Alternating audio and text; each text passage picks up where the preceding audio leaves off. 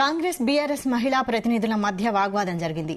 ఈ ఘటన కేటీఆర్ మహిళా కమిషన్ ముందు హాజరై తిరిగి వస్తుండగా చోటు చేసుకుంది. దీంతో ఇరు వర్గాల మధ్య మాటల యుద్దం నడిచింది. కాసేపు ఉద్రిక్తత చోటు చేసుకుంది. ఇరు వర్గాలను పోలీసులు అడ్డుకున్నారు. దీంతో అక్కడే బైఠాయించి నిరసన తెలిపారు. దీనిపై మరింత సమాచారం మా ప్రతినిధి నరేందర్ అందిస్తారు. కేటీఆర్ ఎక్స్ప్లెనేషన్ ఇచ్చేందుకు మహిళా కమిషన్ ముందుకు వచ్చిన నేపథ్యంలో ఆల్ ఆఫ్ సడన్ గా కాంగ్రెస్ సంబంధించినటువంటి మహిళా ప్రతినిధులు కూడా ఇక్కడికి వచ్చి నిరసన వ్యక్తం చేయడం జరిగింది మహిళా కమిషన్ ఆఫీస్ దగ్గర.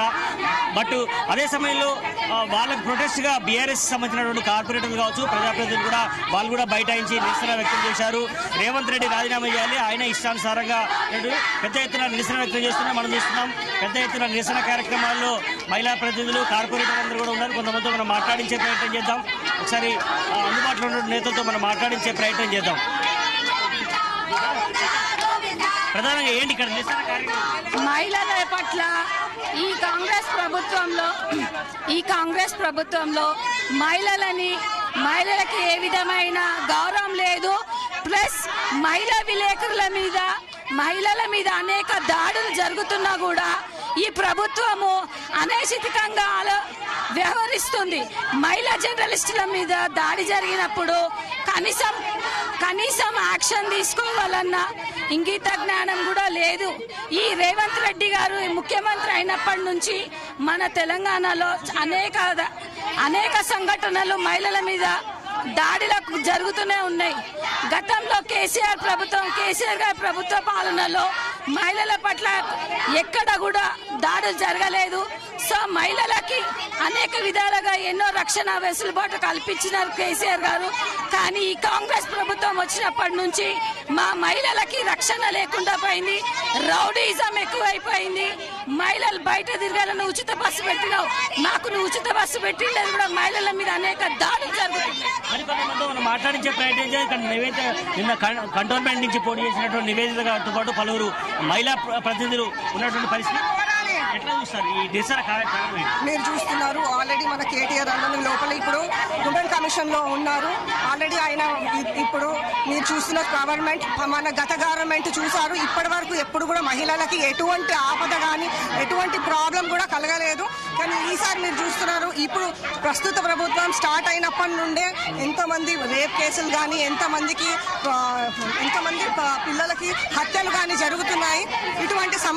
ఇటువంటి సంఘటనలు జరిగేటప్పటికీ రేవంత్ రెడ్డి గారు మన అసెంబ్లీలో మనం ఎమ్మెల్యే గారిని, బీఆర్ఎస్ ఎమ్మెల్యేలని అసంతృప్తిగా మాట్లాడినందుకు అందరూ కూడా ప్రొటెస్ట్ చేస్తున్నారు. ఇప్పటి వరకు వాళ్ళు సారీ చెప్పలేదు. రేవంత్ రెడ్డి గారు ఇప్పటి వరకు బీఆర్ఎస్ ఎమ్మెల్యేస్ కి సారీ చెప్పలేదు.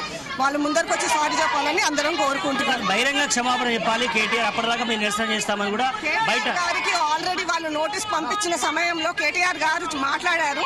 ఇప్పుడు వచ్చాము కానీ ఇది పార్షాలిటీ చూపించిన ప్రభుత్వము. ఇప్పుడు మాకు బీఆర్ఎస్ ఎమ్మెల్యేస్ గా ఉన్న మా సబితా గారు, మా ఎమ్మెల్యేస్ వాళ్ళకి అసభ్యంగా మాట్లాడిన సీఎం గారు వాళ్ళకి నోటీస్ పంపడం కానీ ఏం జరగలేదు.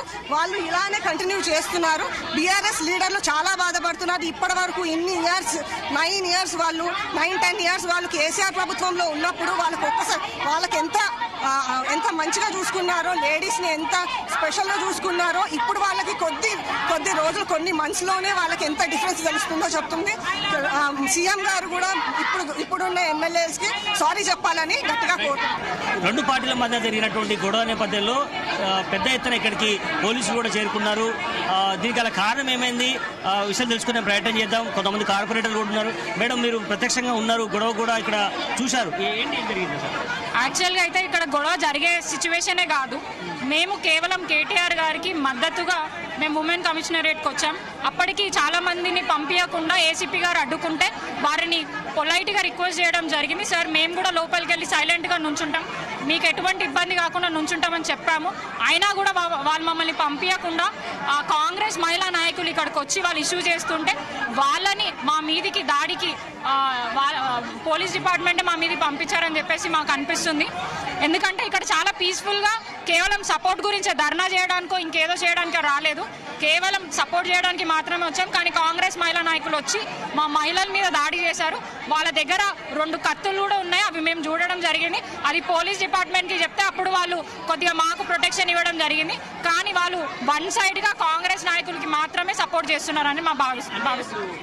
పక్క మహిళా కమిషన్ దృష్టికి వచ్చిన నేపథ్యంలో రెండు పార్టీల వాళ్ళు కొట్టుకోవాల్సిన పరిస్థితి. ఒక పక్క మహిళల సమస్యల మీదనే రిప్రజెంట్ చేద్దామని వచ్చారు. ఇలాంటి పరిస్థితుల్లో ఇరువురు కొట్టుకోవడానికి ఎలా మెసేజ్ పోయే అవకాశం? అంటే యాక్చువల్గా చెప్పాలంటే కేటీఆర్ గారు ఏదో పొరపాటుగా ఒక మాట అన్నా దానికి ఆయన ఆల్రెడీ సారీ చెప్పడం జరిగింది.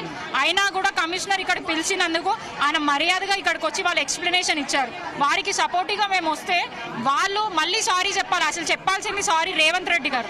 నిండు సభలో బీఆర్ఎస్ మహిళలని కించపరిచి మాట్లాడుతూ వాళ్ళని అవమానించారు. వారే క్షమాపణ చెప్పాలని మేము డిమాండ్ చేస్తున్నాం. అసలు ఇంత దారుణమైన పరిస్థితి మీ మీడియా సాక్షిగానే జరుగుతుంది. మేము కేటీఆర్ గారికి మద్దతు పలుకుతూ మహిళా కమిషన్ ని కలిసి మేము రిప్రజెంటేషన్ ఇవ్వడానికి వచ్చాము. ఎందుకంటే ఏదైతే కేటీఆర్ గారి మీద సుమోటోగా నోటీసులు పంపించారో మహిళా కమిషన్, అదే విధంగా మహిళా రిపోర్టర్ల పైన జరిగిన దాడుల మీద కూడా సుమోటోగా నోటీసులు పంపించాల్సి ఉందిగా అని అడగడానికి వచ్చిన మహిళా కమిషన్ కార్యాలయం ముందు ఈ రోజు కార్పొరేటర్లకు కానీ మహిళా నాయకులకు కానీ ఇంతటి అవమానం జరగడం చాలా దారుణమైన పరిస్థితి ఈ రోజు రాష్ట్రంలో నెలకొంది. ఎందుకంటే రాష్ట్రంలో ఈ రోజు మహిళా రిపోర్టర్స్ కాదు, మహిళా కార్పొరేటర్లు కాదు, ఏ మహిళకు కూడా భద్రత లేకుండా అయిపోయింది. ఏదైతే మహిళల కోసం అమలు చేస్తానని చెప్పిన హామీలు కూడా అమలు చేయలేని పరిస్థితి ఈ రోజు రాష్ట్రంలో కనిపిస్తుంది. మొత్తానికి మనం రెండు పార్టీల వర్షన్ కూడా విన్నాం. కాంగ్రెస్ పార్టీకి సంబంధించినటువంటి మహిళా అధ్యక్షురాలు కావచ్చు, మిగతా వాళ్ళు కావచ్చు, అదేవిధంగా బీఆర్ఎస్ సంబంధించినటువంటి కార్పొరేటర్ కానీ వాళ్ళ ప్రతినిధులు కానీ చెప్పడం జరుగుతోంది. వాస్తవానికి మహిళా కమిషన్ దగ్గరికి వచ్చిందే ఈ సంబంధించినటువంటి ఎక్స్ప్లెనేషన్ ఇవ్వడానికి. మళ్ళీ కొత్త గొడవకు కారణమైంది ఇక్కడ రెండు గేట్ల దగ్గర మహిళా కమిషన్ ఆఫీస్ దగ్గరనే స్వయంగా సిగబట్లు పట్టుకోవాల్సిన పరిస్థితి వచ్చింది. నెట్టుకోవడం జరిగింది. ఇష్టానుసారంగా బూతు మాటలు మాట్లాడుకోవాల్సిన పరిస్థితి ఏర్పడింది.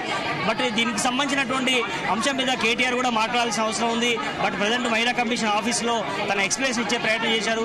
వాస్తవానికి ఆ రోజు ఆర్టీసీ బస్సులో మహిళలకు సరైనటువంటి సౌకర్యాలు లేవు, బస్సులు సరిపోవట్లేదు అన్నటువంటి విషయం మీద ఆయన మాట్లాడే క్రమంలో నోరు జారాడు తప్ప మరొకటి కాదు అన్నట్టు కూడా బీఆర్ఎస్కి సంబంధించినటువంటి నేతలు చెప్తున్నారు. కానీ కాంగ్రెస్ సంబంధించిన వాళ్ళు మాత్రం ట్విట్టర్లో క్షమాపణ చెప్పడం కుదరదు, బహిరంగంగా వచ్చి క్షమాపణ చెప్పాలని కూడా కాంగ్రెస్ పార్టీ డిమాండ్ చేస్తుంది. అందుకని వాళ్ళు కూడా పోటాపోటీగా ఇక్కడ గేట్ దగ్గర నిరసన వ్యక్తపరుస్తున్నటువంటి పరిస్థితి మనం చూస్తున్నాం.